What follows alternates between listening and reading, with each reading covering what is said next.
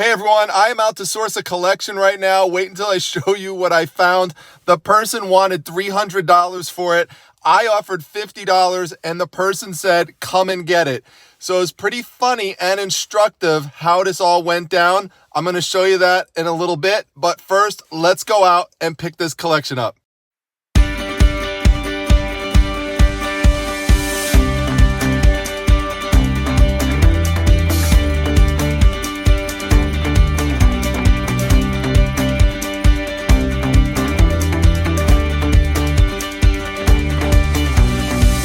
All right, here we go. Everything here for just $50. Now, I know some people watch this are going to say, oh no, here we go. Prime time and another comic book video. No, this video is not really about comic books. I will show you some of the awesome comic books that I got a little bit later. This video is really about the negotiation that took place to get all this stuff. So let's talk about that first. And then if you want to stick around and see some of these comics that I got in here. I can't even believe some of this stuff. I mean, I got some nice stuff, some Joker stuff. I got some holographic covers and stuff. I mean, it's amazing. Bagged and boarded. Everything here again for $50. How'd I do it?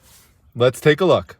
All right, so this is a deal based off of a Craigslist ad that I responded to 44 minutes after it was posted for someone who was trying to sell 3 boxes of comics. Now, I know you saw 6 boxes of comics, but we're going to get into how that happened a little bit later. Now, you obviously want to take a look at the pictures of what it is you want to buy, but at the same time, you really want to pay attention to the communications.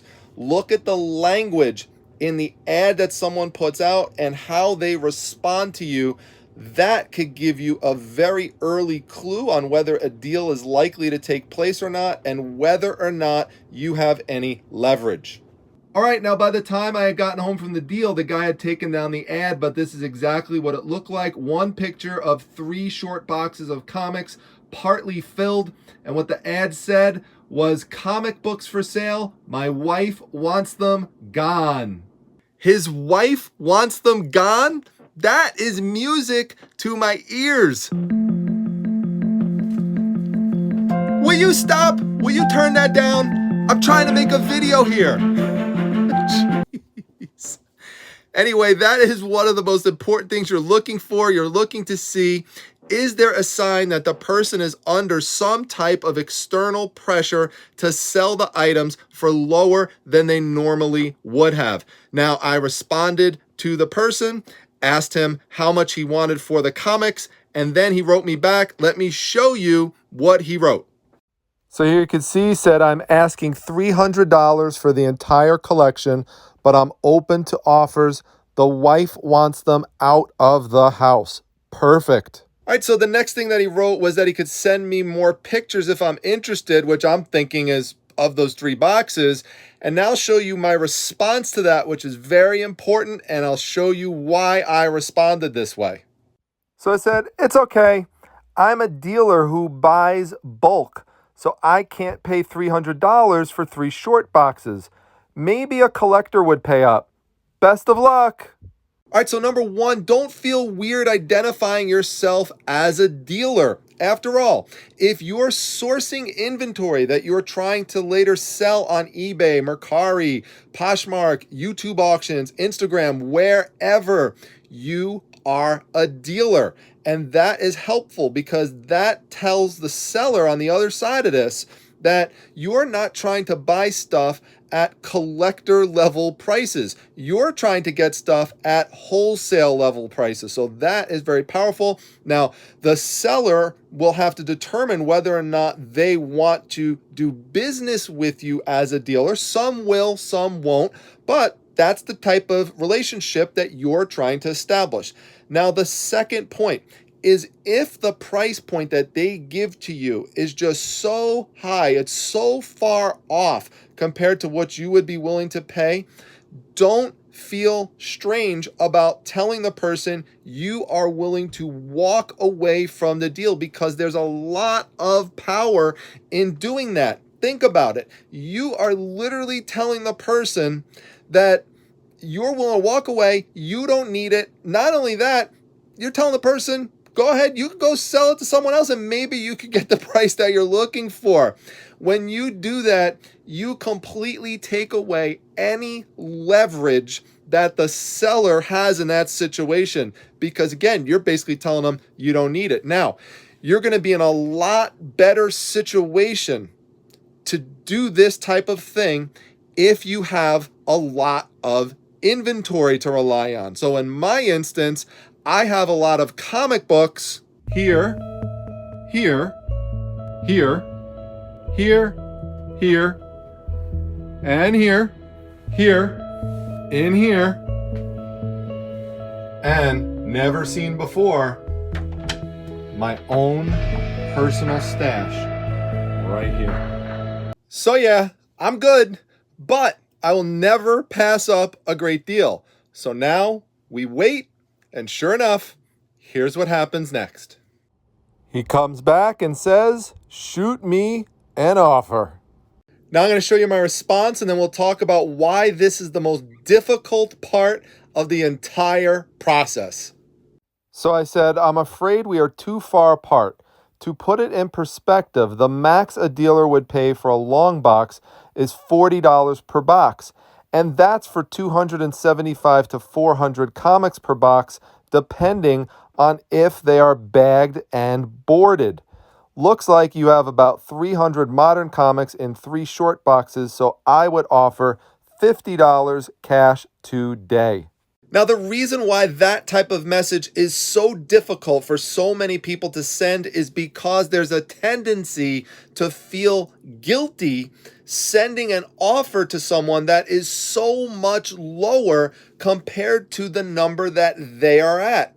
But if that person has the right to send an offer to you that is just way off of where you would be comfortable and what is the standard for your industry when buying in bulk, then you certainly have the right to send a message back to that person at a level that they may think, from however they're coming at it, is far too low.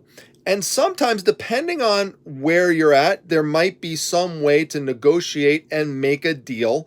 But to soften the blow in this instance, because it's so far apart, is to acknowledge right at the outset that you're probably just too far apart.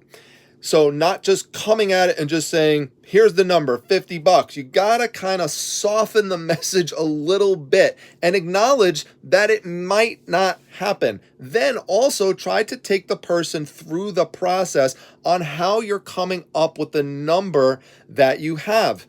And once I did that in this instance, look at the response that I got. He said, okay, come and get them. So as soon as I heard that, I put on my coat, I got right out the door, because my goal right then and there is to get that deal as fast as possible, because the last thing that I need is somebody else messaging that person and buying the books for more money. So I head over there, I arrive, I meet the guy, and I cannot believe what happens next. So he comes out the front door with this big brown box and he sets it down. And I'm thinking to myself, wait a minute, what the heck? First of all, these are not bagged and boarded, and they're not in the white short boxes that I saw earlier. So I'm like, did he take them out of the bags and boards? Like, what is going on? Then the next thing I know, he comes out with another 2 boxes here. Now this one, you can see we have bagged and boarded comic books, but then over here, we have ones that aren't. So I'm still confused what is going on. And then he brings out the 3 short boxes from the original ad. What's going on here? Let me tell you. So all of those comics that I just showed you, guess what? They did not originally belong to the guy who sold them to me. They belong to multiple friends of his whose wives also wanted them to get rid of their comic books. So he wound up with them, and then his wife wanted him to get rid of all these little mini collections that he had built up. Now, he said to me that he was hoping that one day he would have been able to read them all, but it just became too overwhelming for him. And just with the regular stuff, you know, going on in life, like family and work and that sort of thing, he realized it was just going to be impossible. Wife wanted him gone. So shout out to the wives in this video, by the way. Awesome job. And in reality, he was really just going to take the first offer that came across that, you know, seemed reasonable to him. And so after I explained things, he was fine with it because, this is very, very important, he had no emotional attachment to those items. That is absolutely very, very important. And if you have a combination of someone who's not emotionally attached and they have an external pressure to get rid of things, that is why you keep seeing me say I could source this type of stuff for 10 to 20 cents a piece and sometimes less. He actually, in this situation, since he had no emotional attachment, he just said, take these boxes, take them. He didn't even want any more money for it. So I was completely blown away. So I actually got these for less than 10 cents a piece. So sometimes that happens as well. So it's a great situation to be in when you could find that type of person. And when I go back and I think of all the collections that I've sourced, not just comics, outside of that too, all sorts of collectibles, toys, whatever, you name it, the common theme is that, again, people are selling it to me because they just don't have an attachment to it, and or there's an external pressure to sell them. So whether it was the guy who sold me his gigantic comic book collection because he just wanted to get money urgently so he could purchase hockey cards, or whether it was the estate sale dealer who had no attachment to the comic book she sold me, but she just had to get rid of them because she needed space to run the rest of her sale, or whether thinking back to the first comic haul that I made of the girl who came back from college and her mother wanted all the comics cleared out of her room and she didn't have room for them in her apartment, so she just wanted to get rid of them. I could go on and on and on and on with story after story like that, but that's what you're waiting for. Now, if you're not in a situation like that, you are going to have to likely pay up more.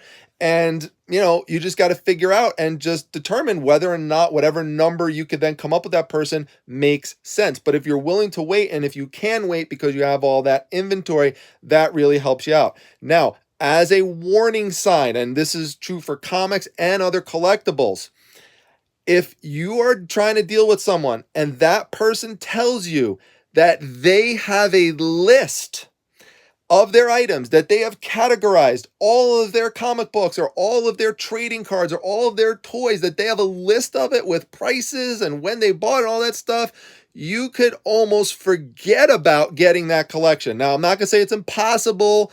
It can happen, but it's very difficult because the creation of such a list is a behavior that indicates that person has a very, very strong connection to those items. So it's going to be a much tougher situation trying to get those books out. Now, for those of you who are interested in seeing some of what I have here, let me give you a quick overview. All right, I'm going to thumb through these pretty quickly, but you could always pause the video if you want to see more detail. Now, as you can see here, we've got a lot of Action Comics with Superman, New 52, and a lot of these are in consecutive order, which is great. You're always looking for that if you're investing in comic books, because people purchasing from you really love to have a consecutive storyline that they could read from.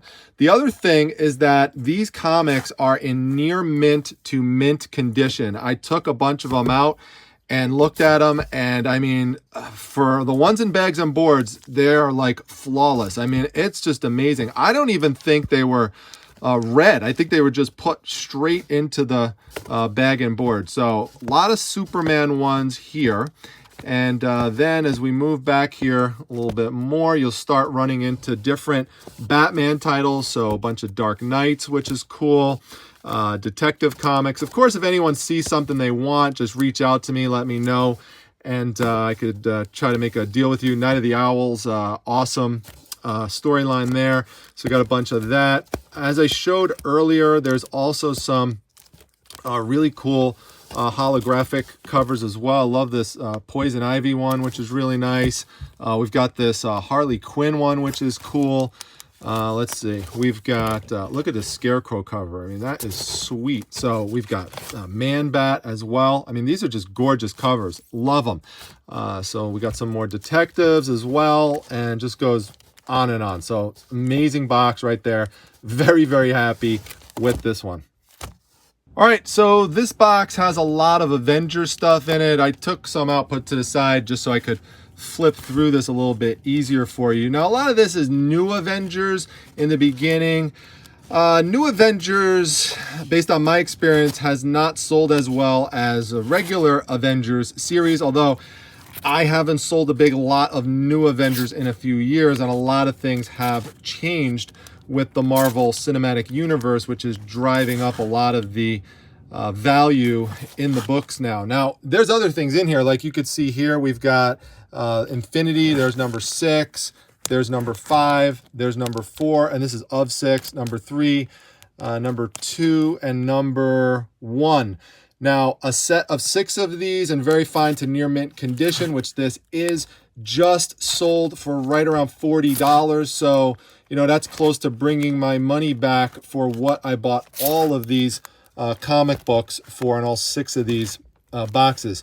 Now, if you see anything that says Secret Wars on it, you definitely want to hold on to that, because if Secret Wars starts to become a big theme in the Marvel Cinematic Universe, which it probably will, then those books are going to spike up in value. Same thing with any books that say Secret Invasion on them. So there's a lot of this, is like almost all Avengers related stuff that's in here. And same with this stuff on the side. And you can see here, we've also got some Secret Wars stuff here as well. Just crazy. All right, so box number 3, as you can see, there are a bunch more of the new Avengers issues in here. But one of the cool things about this box, if you think back to what I said earlier, I said that one of the storylines that you should be on the lookout for is Secret Invasion. And as you'll see here, there you see right across the top, there are a bunch of the Secret Invasion comic books in here. So I'm going to hold on to these until these hopefully spike up in value. We'll have to see what happens with the Marvel Cinematic Universe, but boy, oh boy, there's a bunch of them in here. So it's awesome to see. A bunch more of the new Avengers issues. Then as we move back, there's some more Secret Invasion. You're gonna come into some other titles as well. So let's move back, see if we could find any of those. There's some Siege titles, for example. I know I saw Utopia back here as well. There's Exodus. And in addition to that, there's some more Secret Invasion stuff. Cool thing is that there are some variant covers. So these are alternate covers, and depending on who the artist is that made the variant cover, they could really cause the value to spike up. So I'll definitely be looking into a bunch of this stuff. All right, so here's this box. If you like Guardians of the Galaxy, we've got plenty of that in this box and in others. I mean, there's lots of Thanos related stuff in these boxes too. So really cool. You could see a lot more of the original Sin stuff, a lot of stuff that really ties in to what's going on with stuff going on in Marvel Cinematic Universe, Age of Ultron as well.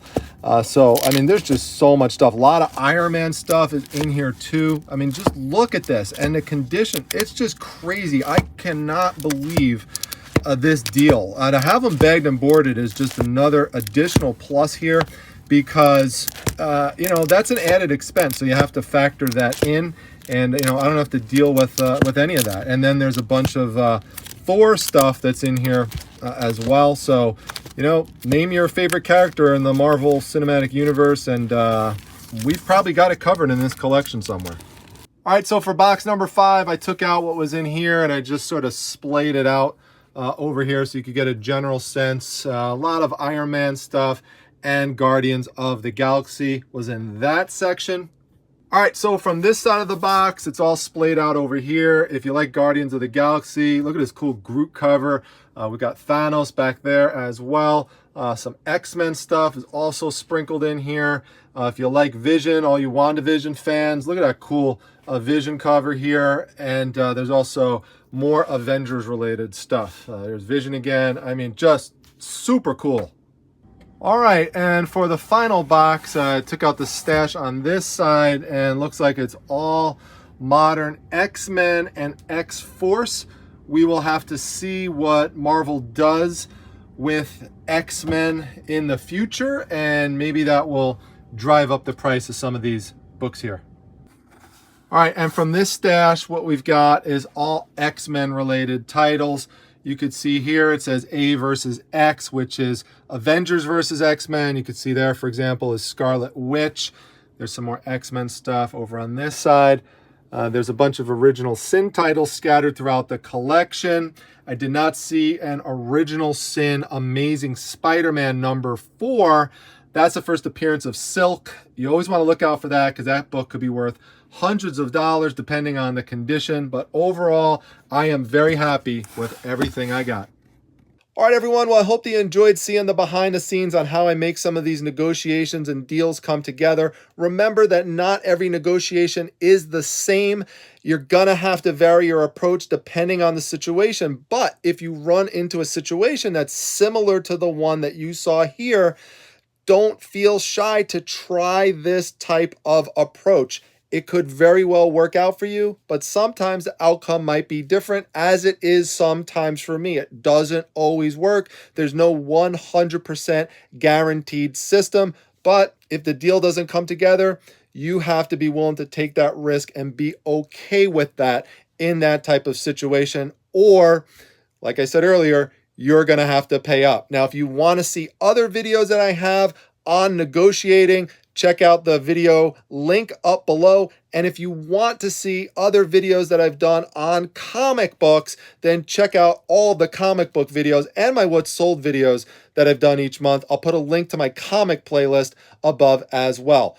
With that, don't forget to like, comment, and subscribe, and I'll see you all at the next one, everyone. Take care.